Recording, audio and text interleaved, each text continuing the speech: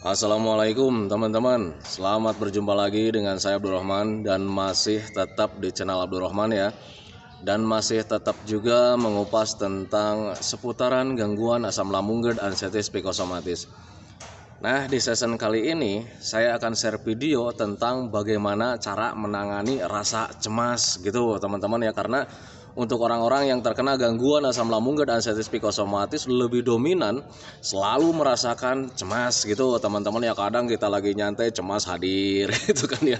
Nah itu teman-teman, kadang kita lagi makan, lagi nonton TV, lagi ngapain juga itu yang namanya cemas selalu hadir gitu teman-teman. Dan kita itu selalu bingung ya ketika cemas hadir itu, ini kenapa ini ya dengan saya, kita itu selalu merasa cemas. Nah itu teman-teman ya. Nah makanya bagi teman-teman yang sekarang sedang sering mengalami ya rasa cemas, tolong tonton videonya sampai habis, jangan di skip biar kalian nanti memahami, biar kalian nanti mengerti, dan ketika paham dan mengerti kalian bisa menanganinya dengan mudah. Karena untuk seputaran gangguan asam lambung GERD anestesi psikosomatis, semua sensasinya itu sensasi rumahan kalau seandainya kitanya paham, kitanya mengerti. Nah itu teman-teman, dan bisa ditangani dengan mudah. Nah itu teman-teman ya. Nah makanya tonton videonya sampai habis, jangan di skip. Dan kemudian bagi teman-teman yang baru bergabung, kalau seandainya kalian mau bertanya tentang seputaran gangguan asam lambung GERD anestesi psikosomatis, alangkah baiknya kalian tonton dulu video-video saya sebelumnya ya. Karena untuk seputaran gangguan asam lambung GERD anestesi psikosomatis semuanya sudah saya share ya. Dari mulai cerita saya yang terkena gangguan asam lambung GERD anestesi psikosomatis yang merasakan 1001 macam sensasi yang sangat tidak nyaman, itu sudah di-share. Dan kemudian bagaimana cara menangani setiap sensasi yang hadir, itu juga sudah di-share. Termasuk di season kali ini tema dengan cara menangani rasa cemas, itu juga sebetulnya sudah banyak sekali ya saya share teman-teman ya. Nah makanya biar lebih jelas, biar lebih detail, alangkah baiknya kalian tonton dulu video-video saya sebelumnya. Nah itu teman-teman ya. Dan kemudian bagi teman-teman yang baru bergabung juga, kalau seandainya kalian belum subscribe channelnya, mohon videonya itu di subscribe dulu ya. Karena untuk subscribe itu tidak memerlukan biaya, tidak memerlukan pendaftaran. Jadi subscribe itu adalah hal yang sangat mudah sekali bagi teman-teman lakukan ya. Jadi teman-teman itu cukup memijit saja tulisan subscribe. Biar kenapa? Jujur ya, biar videonya itu cepat berkembang dengan baik. Dan kalau seandainya videonya itu berkembang dengan baik, sudah barang tentu itu akan menambah semangat tersendiri buat saya untuk terus nge-share tentang seputaran gangguan asam lambung GERD anestesi psikosomatis terhadap kalian. Kemudian yang lebih penting dan yang lebih utamanya, tekan juga tombol lonceng sama tombol like-nya ya. Biar kalian itu dapat notifikasi atau pemberitahuan video saya yang terbaru. Karena saya itu akan terus nge-share tentang seputaran gangguan asam lambung GERD anestesi psikosomatis ini terhadap kalian, dengan tujuan semoga saja videonya itu menjadi wasilah atau jalan keluar bagi kalian yang sedang mengalami gangguan asam lambung GERD anestesi psikosomatis hingga membaik ya, apalagi sampai sembuh total. Amin ya robbal alamin. Ya minimal hanya memberikan motivasi saja, atau lebih minimalnya lagi hanya sekedar menemani kalian yang sekarang sedang merasakan tidak nyamannya dari gangguan asam lambung GERD anestesi psikosomatis. Nah itu teman-teman ya. Nah kembali lagi ke topik utama teman-teman ya. Untuk orang-orang yang terkena gangguan asam lambung GERD anestesi psikosomatis itu sangat sering sekali ya mengalami rasa cemas. Kita itu ketika sedang beraktivitas atau untuk apapun posisi kita gitu teman-teman ya, lagi nonton, lagi nongkrong gitu teman-teman ya, kadang lagi melongo juga itu rasa cemas selalu saja hadir. Nah itu teman-teman, dan ketika belum memahami itu pasti kita itu membuat tambah gelisah, tambah was-was, menjadi tambah ketakutan tersendiri teman-teman ya. Nah itu, nah makanya ketika kita mulai paham gitu teman-teman, kenapa ini bisa begini, justru kalian itu bisa menanganinya dengan mudah. Nah itu teman-teman ya. Nah sebelum videonya saya lanjutkan panjang lebar teman-teman ya, perlu kalian ketahui bahwa saya itu bukan dokter, saya bukan ahli hipnoterapi, saya bukan ahli medis, saya bukan supranatural juga gitu teman-teman. Saya itu hanya orang yang pernah mengalami gangguan asam lambung GERD anestesi psikosomatis dan pernah merasakan berbagai macam sensasi dari gangguan asam lambung GERD anestesi psikosomatis, termasuk dirasa cemas. Nah makanya saya share video-video itu sesuai pengalaman saya. Nah itu teman-teman ya. Untuk orang-orang yang terkena gangguan asam lambung GERD anestesi psikosomatis, merasa cemas itu hampir setiap hari, bahkan bisa setiap jam yang saya rasakan gitu teman-teman. Tetapi untuk pengalaman rasa cemas dari mulai durasi kemudian sampai tempo gitu teman-teman ya, itu untuk semua orang berbeda teman-teman. Kenapa saya katakan berbeda? Karena ketika sharing ya pengalaman saya pribadi dengan teman-teman yang selalu datang ke rumah, itu ternyata rasa cemasnya kemudian tempoknya juga itu berbeda. Nah itu teman-teman, dan tetapi ya sialnya bagi saya itu ternyata ketika sharing dengan orang lain saya lebih parah gitu teman-teman, tetapi nggak apa-apa lah. Dan itu juga menjadi patokan buat kalian, ternyata rasa cemas yang sekarang kalian rasakan itu ya tidak berbahaya juga kalau misalnya tahu penyebabnya. Nah itu teman-teman ya. Nah perlu diketahui juga buat teman-teman ya, sebelum kalian ingin menangani rasa cemas, perlu kalian ketahui juga bahwa rasa cemas itu dimiliki semua orang teman-teman ya. Jangankan kita yang terkena gangguan asam lambung dan ascites psikosomatis, orang yang tidak mempunyai gangguan asam lambung dan ascites psikosomatis juga mempunyai rasa cemas teman-teman ya. Tetapi ada perbedaannya teman-teman ya. Jadi perbedaannya itu orang yang tidak terkena gangguan asam lambung dan ascites psikosomatis rasa cemasnya itu wajar-wajar saja. Nah itu teman-teman ya, mungkin kapasitasnya itu kapasitas normal gitu teman-teman ya. Nah tetapi untuk kita orang-orang yang terkena gangguan asam lambung dan ascites psikosomatis rasa cemasnya itu berlebihan teman-teman. Nah makanya banyak sekali dokter atau orang-orang bilang itu anxiety disorder katanya gitu ya, cemas berlebih. Nah itu teman-teman ya. Nah sekarang yang harus kita betulkan itu gimana caranya supaya rasa cemas yang kita miliki itu menjadi standar lagi. Nah itu teman-teman, jadi untuk rasa cemas itu tidak bisa dihilangkan 100% dan sangat berbahaya sekali kalau seandainya kalian tidak mempunyai rasa cemas sama sekali. Nah itu teman-teman, contoh kecil. Kalau seandainya kalian mau nyebrang ke jalan, kalau misalnya kalian tidak mempunyai rasa cemas, kalian nggak akan nengok kanan kiri, hajar aja, jalan aja, dan itu bisa membuat kalian celaka. Nah itu teman-teman, jadi untuk rasa cemas itu sebaiknya jangan dihilangkan tetapi diminimalisir. Nah itu teman-teman, distandarkan biar kita itu cemasnya normal. Nah itu teman-teman ya. Untuk memastikan bahwa rasa cemas itu normal, teman-teman ya, coba tengok kejadian kalian dulu sebelum terkena gangguan asam lambung dan ascites psikosomatis, pasti kalian mengalami cemas. Contoh kalau misalnya orang yang sudah berkeluarga gitu teman-teman, kemudian melihat anak belum pulang pada jam waktunya gitu teman-teman, kita mempunyai rasa cemas, was-was gitu teman-teman, ada apa dengan anak kita. Nah itu teman-teman, itu salah satu contoh gitu teman-teman ya. Nah itu jadi saya katakan untuk rasa cemas itu wajar sekali gitu teman-teman ya, tetapi sangat tidak wajar kalau seandainya kecemasannya itu berlebih. Nah itu teman-teman ya. Nah untuk menangani rasa cemas yang hadir sama kita teman-teman, gimana caranya supaya rasa cemas kita itu menjadi standar lagi, menjadi normal lagi, kita mempunyai rasa cemasnya itu tidak berlebihan. Nah untuk mempunyai rasa cemas distandarkan lagi, kita itu hanya perlu membiasakan diri teman-teman ya, memahami gitu teman-teman ya. Yang pertama, sadari saja bahwa kita itu sekarang sedang terkena mentalnya teman-teman ya. Kita terkena mental, terkena keberaniannya teman-teman, yang keberaniannya itu menjadi turun gitu teman-teman, karena memang ada rasa trauma di awal-awal saat terkena gangguan asam lambung dan ascites psikosomatis, sepertinya mau meninggal teman-teman, tetapi itu tidak sebetulnya ya, itu persepsi yang salah gitu teman-teman. Sebetulnya kita itu dulu itu ya mungkin gula darahnya sedang turun gitu, jadi ada kelayangan, ada pusing dan sebagainya, kemudian ditambah lagi jantungnya berdebar gitu teman-teman, dan itu seolah-olah kita itu mau menghadapi kematian, padahal itu tidak teman-teman. Kalau seandainya dulu menenangkan diri, kemudian mencoba minum air hangat pelan-pelan, kemudian menyadari oh ini gula darah sedang turun, mungkin kalian tidak akan terkena cemas. Nah itu teman-teman, salahnya dulu ketika kejadian itu terjadi, kita itu berpikirnya malah ke arah-arah kematian. Wah ini jangan-jangan mendekati kematian. Nah itu yang membuat kalian salah, menjadi trauma teman-teman ya. Itu yang saya rasakan gitu teman-teman. Tetapi berbeda ketika mulai sekarang nih, mulai paham-paham, oh ternyata itu dari gula darah yang sedang turun, bisa saja ke sana, kemudian mempunyai rasa yang sangat tidak nyaman, dan sebetulnya itu bukan mendekati kematian, ya itu tidak akan menjadi trauma. Nah itu teman-teman ya. Nah sekarang gimana Pak caranya supaya ketika sekarang lagi nyantai nih, ada rasa cemas yang hadir? Hal yang paling pertama itu kalian jangan gelisah. Kalau soalnya gelisah itu tambah cemas ya.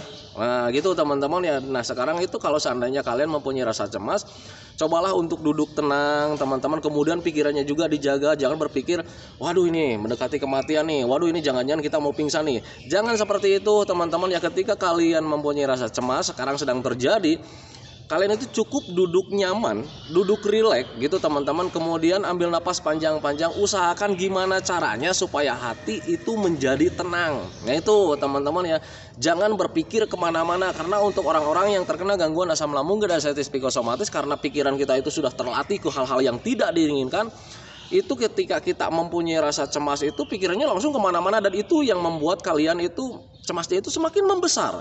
Nah itu teman-teman ya. Nah kemudian sekarang pertanyaannya dirubah lagi ya, Pak, sebetulnya rasa cemas itu hadir dari apa sih sebetulnya gitu kan ya. Soalnya ketika kita duduk nyantai, kita nggak kepikiran kemana-mana gitu juga, itu rasa cemas itu hadir tanpa kita undang, tanpa kita rencanakan gitu teman-teman ya. Nah biasanya untuk orang-orang yang terkena gangguan asam lambung dan anxiety psikosomatis, rasa cemas itu karena memang nilai sensitif kitanya itu sedang benar-benar tinggi teman-teman, baik perasaannya, baik pemikirannya. Jadi ketika kalian sekarang sedang terkena gangguan asam lambung dan anxiety psikosomatis, tubuh kalian sekarang itu dari hati dan pemikirannya juga tambah sensitif. Jadi ketika ada sensasi sedikit saja, itu pikiran kalian itu selalu otomatis ke hal-hal yang tidak diinginkan teman-teman ya. Walaupun sensasinya sedikit, yang hadir itu pemikiran dan perasaan itu langsung otomatis menjadi ke hal-hal yang tidak diinginkan. Nah itu teman-teman ya. Nah itu makanya ketika kalian sekarang ada sensasi sedikit saja, jangan terlalu merasa-rasa teman-teman ya. Kemudian pikirannya juga dijaga, itu bukan mendekati kematian. Nah itu teman-teman, pahami saja, sadari saja bahwa sekarang itu sedang benar-benar sensitif. Nah itu, jadi ketika ada sensasi sedikit, kita itu terlalu terasa besar.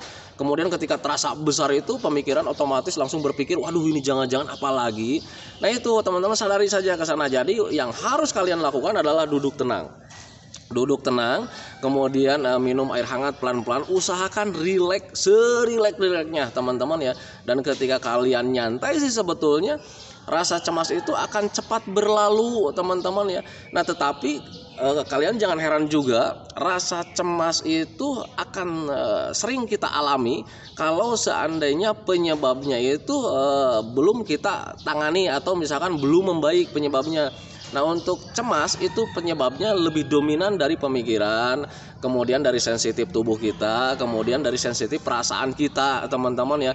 Nah alangkah baiknya kalian benahi saja itunya dulu gitu teman-teman, biar rasa cemas itu tidak akan hadir lagi gitu teman-teman. Nah sekarang bagaimana cara menormalkan perasaan, menormalkan tubuh kita, menormalkan pencernaan kita teman-teman ya. Kembali lagi ke 3P teman-teman ya, itu 3P itu sangat penting sekali ya yang saya rasakan. Karena untuk saya pribadi sembuh dari gangguan asam lambung dan anxiety psikosomatis, saya tidak memakai obat, saya tidak memakai herbal, saya tidak menggunakan apapun teman-teman, hanya menggunakan metode saja ya. Jadi pola makannya dijaga, kemudian pola hidupnya dijaga, kemudian pola pikirnya dijaga, kemudian sering melakukan jalan-jalan menyenangkan juga teman-teman. Cuman itu ya, saya tidak menggunakan apa-apa pun ya. Nah itu teman-teman, jadi cuman makan, minum, istirahat, kemudian bahagia, jalan-jalan. Cuman itu saja sih sebetulnya gitu teman-teman ya.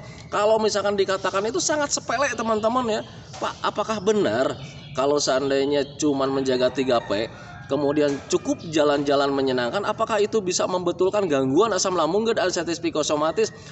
Saya katakan itu memang obatnya teman-teman. Tetapi kalau misalkan cuman dibahas begini saja, itu kalian pasti tidak akan percaya. Tetapi kalau diuraikan, pasti kalian oh iya ya. Nah itu teman-teman, kita ulang dari pola makan. Seandainya kalau misalkan kalian terkena gangguan pencernaan, kalau kalian menjaga pola makan itu beres ya, paling lama 1 bulan itu kita udah beres pencernaannya gitu teman-teman. Kalau untuk menjaga pola pencernaan saja, jadi dari pola makan saja sudah beres gitu teman-teman ya.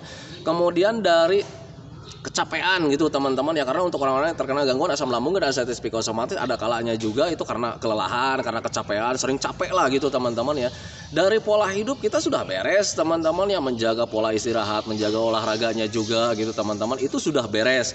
Nah itu teman-teman. Kemudian dari pola pikir, karena untuk orang-orang yang terkena gangguan asam lambung dan anxiety psikosomatis juga lebih dominan karena pikiran kita itu terlalu banyak gitu teman-teman, entah itu di pekerjaan, entah di permasalahan rumah tangga, entah itu di pemikiran tentang penyakit teman-teman ya.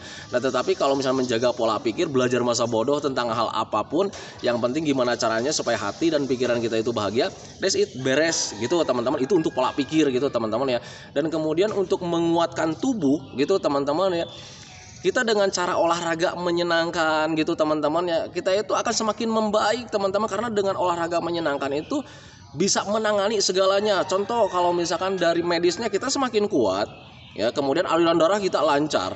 Nah itu teman-teman, itu gunanya untuk olahraga yang menyenangkan, olahraga jalan-jalan menyenangkan gitu teman-teman ya. Kemudian dari pola pikirnya juga kita bisa tertangani dengan jalan-jalan, karena ketika jalan-jalan kita melihat pemandangan yang indah-indah, kemudian bisa melihat lingkungan yang sangat nyaman. Nah itu teman-teman ya, berbeda dengan kita yang selalu berdiam diri di rumah.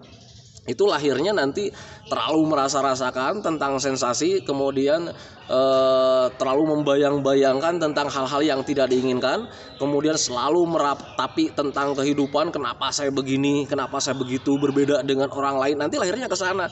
Tetapi berbeda ketika kalian jalan-jalan, itu yang lahir rasa bahagia, kemudian nanti timbul rasa semangat teman-teman ya. Ya, jadi rasa semangat itu untuk melakukannya lagi gitu teman-teman. Jadi minimal itu ya, yang namanya ingatan tentang penyakit terlupakan, terkikis ya sedikit-sedikit dengan rasa semangat untuk melakukan ini itu lagi gitu teman-teman. Karena ketika sering jalan-jalan itu pemikirannya itu teralihkan ke hal-hal yang menyenangkan. Wah kemarin itu jalan-jalan ke sana rame gitu teman-teman. Wah kemarin itu jalan-jalan ke sini menyenangkan. Nah, akhirnya di situ timbul ya pemikiran-pemikiran untuk melakukan ke hal-hal yang lebih positif teman-teman ya. Berbeda ketika kalian belum mengalami jalan-jalan, belum melakukan jalan-jalan, itu lebih dominan pikirannya itu selalu mengarah-arah ke penyakit, kemudian selalu meratapi nasib, aduh ini kapan saya mau sembuh, aduh ini kapan saya ini akan membaik lagi kayak macam orang lain gitu teman-teman. Lahirnya ke sana, justru lahirnya itu akan menjadi keterpurukan gitu teman-teman. Berbeda ketika kalian melakukan kesenangan, itu justru lahirnya ada rasa semangat. Dan yang namanya rasa semangat hadir teman-teman ya, semuanya serba nyaman, kemudian semuanya serba mudah gitu teman-teman ya. Itu yang saya rasakan dulu gitu teman-teman. Makanya pahami saja ke sana. Semoga saja kalian juga dengan menggunakan metode itu kalian pasti bakalan membaik sih sebetulnya. Nah itu teman-teman ya. Nah itu teman-teman ya. Jadi untuk rasa cemas itu sekali lagi, untuk dihilangkan tidak bisa, tetapi kalian itu bisa dinormalkan kembali. Justru saya menyarankan rasa cemas itu jangan dihilangkan, sebaiknya dinormalkan saja kayak dulu lagi gitu teman-teman. Kalian mempunyai rasa cemas, wajar gitu teman-teman, karena itu sistem pertahanan tubuh gitu teman-teman ya. Kemudian bagaimana cara menangani rasa cemas berlebih itu kita kenali saja dulu. Sebetulnya rasa cemas itu berlebihnya itu karena memang kitanya benar-benar sensitif, entah perasaannya, entah pemikirannya, kita benar-benar sensitif. Jadi ketika ada sensasi sedikit, tubuh kita sedang sensitif, kemudian pikirannya karena memang sedang sensitif, jadi sudah terkunci ya, sudah selalu terbiasa mengarah-arah ke hal yang negatif, kemudian udah otomatis langsung berpikirnya kemana-mana, dan akhirnya itu menimbulkan ketakutan. Dan ketika ketakutannya semakin besar, nah itu yang namanya cemas berlebih. Nah itu teman-teman, itu yang saya rasakan gitu dulu teman-teman ya. Nah makanya ketika kalian sedang mengalami rasa cemas, saya anggap wajar gitu teman-teman. Dan kemudian bagaimana cara menanganinya ketika sensasi cemas hadir, kalian cukup duduk tenang saja. Duduk tenang saja, kemudian minum air hangat pelan-pelan gitu teman-teman. Rileks, gimana caranya supaya kalian rileks? Nah cara rileksnya itu yang pertama, kalian itu harus bisa menerima, oh iya ini rasa cemas sedang hadir, itu memang karena sekarang itu sedang benar-benar sensitif gitu teman-teman. Dan kalau seandainya kalian bisa menerima, kemudian duduk rileks, nyantai, itu justru rasa cemas itu akan cepat berlalu gitu teman-teman ya. Tetapi kalian jangan heran juga, jangan pernah bertanya juga, Pak saya itu udah rileks, saya itu udah nyantai, tetapi kenapa setiap hari cemas itu hadir? Nah perlu kalian ketahui teman-teman ya, kalian itu sekarang itu sedang benar-benar sensitif. Jadi kalau seandainya sensitif perasaan kalian, sensitif pemikiran kalian itu sudah normal lagi, insya Allah itu rasa cemas itu akan berkurang, kemudian hilang selamanya gitu teman-teman, menjadi normal lagi. Nah itu teman-teman, dan untuk menopang, membantu biar kalian itu semuanya kembali normal lagi, saya selalu mengatakan sama teman-teman itu di setiap video, lakukanlah jalan-jalan menyenangkan teman-teman. Ada rasa cemas sedikit, masa bodoh, itu tidak membuat kalian mati teman-teman ya.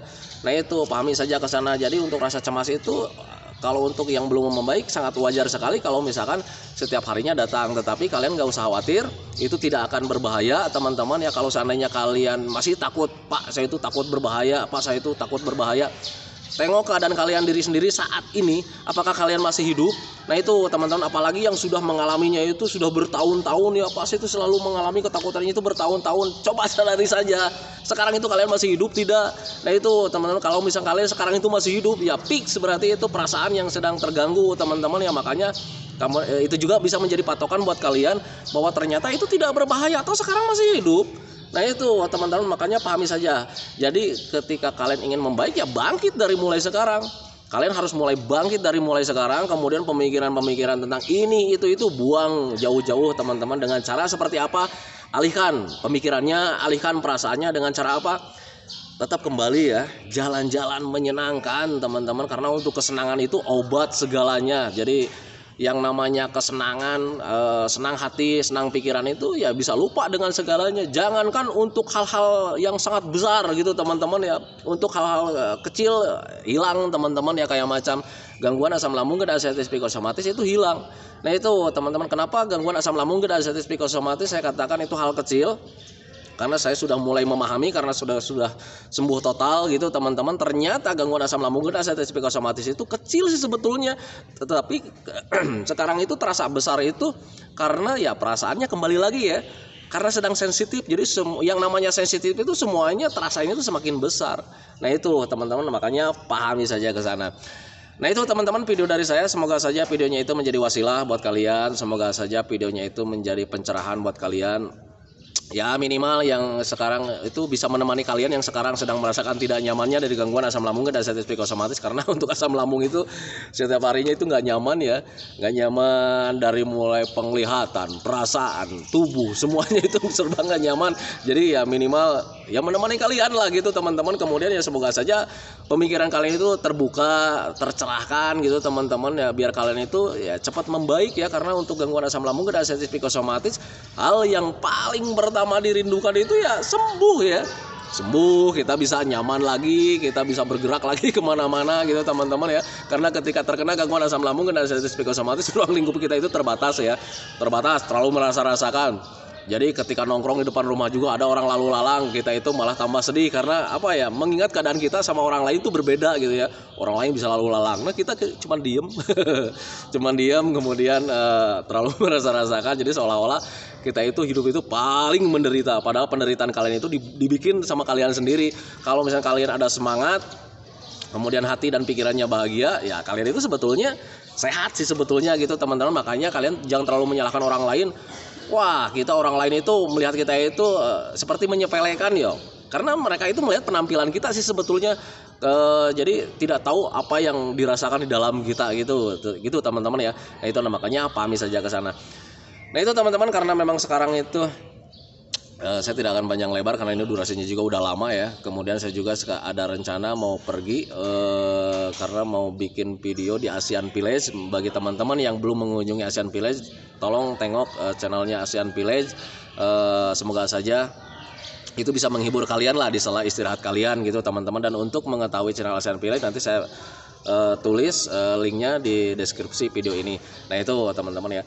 Nah itu teman-teman ya, semoga saja videonya itu menjadi pencerahan buat kalian, yang minimal hanya bisa menemani kalian. Kemudian seperti biasa sebelum saya akhiri videonya, saya selalu mendoakan teman-teman itu, semoga saja teman-teman itu cepat sehat lagi, cepat sembuh lagi, cepat kembali lagi keadaan kalian yang dulu, baik semangatnya, moodnya, kemudian tertawa, kemudian berbahagianya itu, pokoknya kehidupan kalian yang berwarna yang dulu itu semoga saja cepat kembali lagi.